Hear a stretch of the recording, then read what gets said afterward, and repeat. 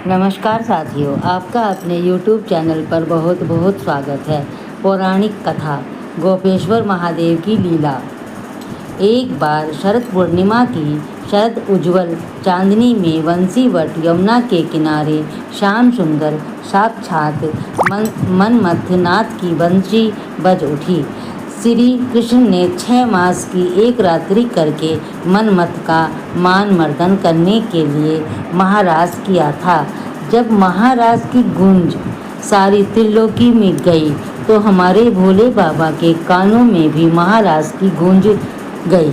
मनमोहन की मीठी मुरली ने कैलाश पर विराजमान भगवान श्री शंकर को मोह लिया। समाधि भंग हो गई। बाबा वृंदावन की ओर बावरे होकर चल पड़े। पार्वती जी भी मना कर हार गई, किंतु त्रिपुरारी माने नहीं। भगवान श्री कृष्ण के परम भक्त श्री आसुरी मुनि, पार्वती जी, नंदी, श्री गणेश, श्री कार्तिकेय के साथ भगवान शंकर वृंदावन के वंशीवट पर आ गए। वंशीवट जहाँ महाराज हो रहा था, वहाँ गोलोकवासियों ने गोपियाँ द्वार पर खड़ी हुई थी।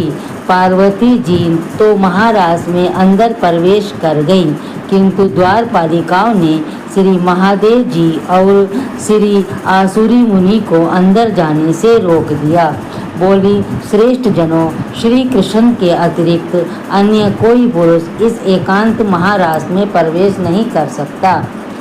श्री शिव जी बोले, देवियों, हमें श्री राधा कृष्ण के दर्शनों की लालसा है, अतः आप ही लोग कोई उपाय बतलाइए जिससे कि हम महाराज के दर्शन पा सके।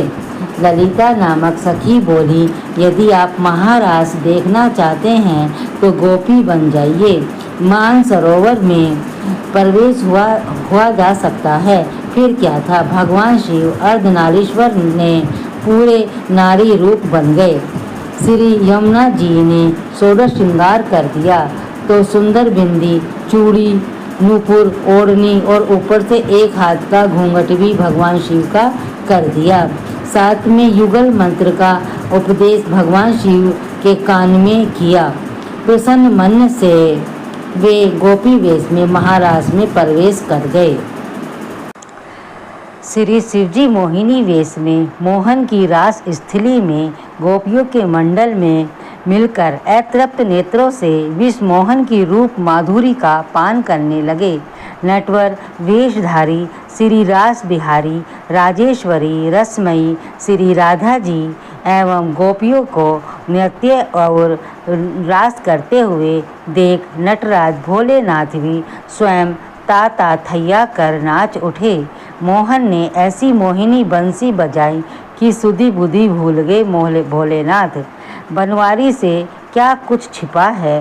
भगवान कृष्ण शिव के साथ थोड़ी देर तो नाचते रहे, लेकिन जब पास पहुँचे तो भगवान बोले कि रास के बीच थोड़ा हास परिहास हो जाए तो रास का आनंद दोगुना हो जाएगा।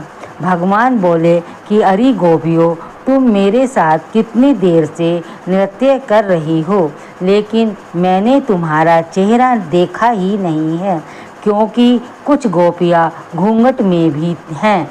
गोपियाँ बोली कि हे प्यारे, आपसे क्या छुपा है, आप देख लो हमारा चेहरा।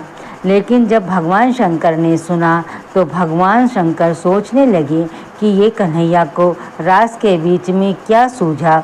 अच्छा भला रास चल रहा था, मुख देखने की क्या ज़रूरत थी।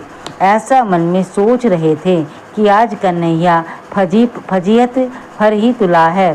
भगवान कृष्ण बोले कि गोपियों, तुम सब लाइन लगाकर खड़ी हो जाओ और मैं सबका नंबर से दर्शन करूँगा।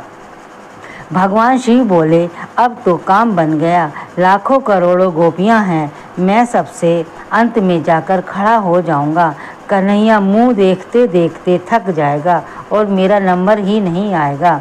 सभी गोपियां एक लाइन में खड़ी हो गई और अंत में भगवान शिव खड़े हो गए।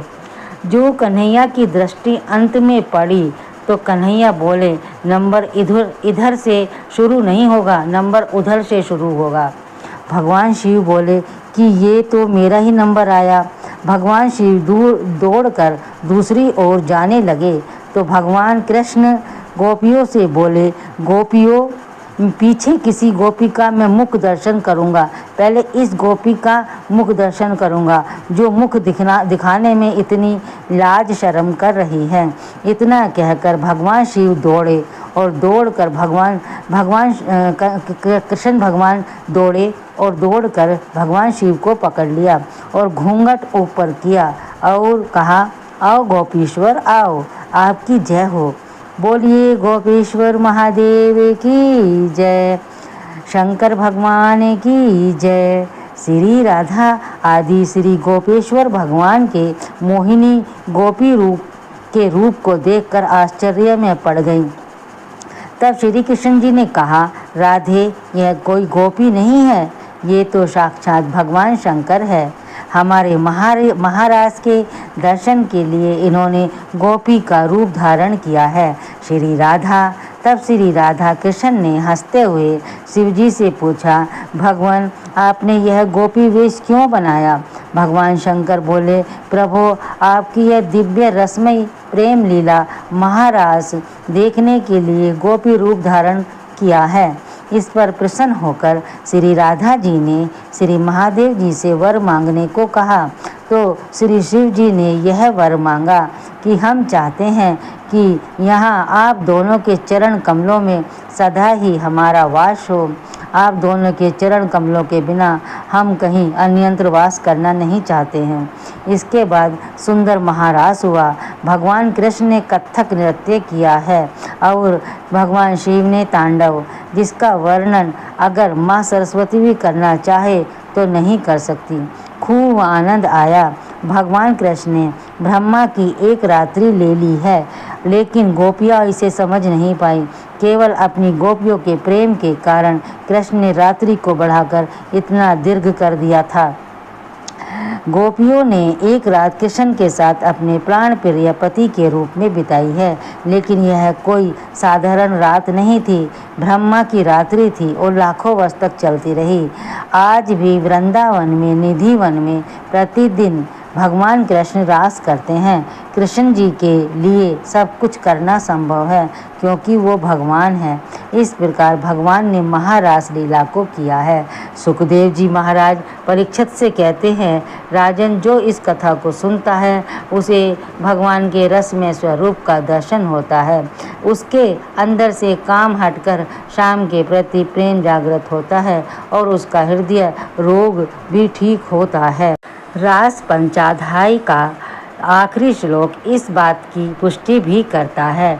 विक्रीडितम व्रत वधू श्रीधम च विष्णु श्रद्धान्वितो अणुनुयादथ वर्ण ये घय भक्ति पराम भगवती प्रतिलभ्य कामम हृदय द्रोगमा अश्व हीनोत्यचिरेण धीरे।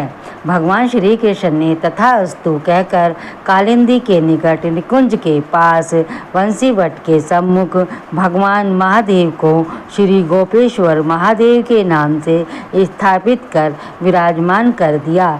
श्री राधा कृष्ण और गोपियों ने उनकी पूजा की और कहा कि व्रज वृंदावन की यात्रा तभी पूर्ण होगी जब व्यक्ति आपके दर्शन कर लेगा।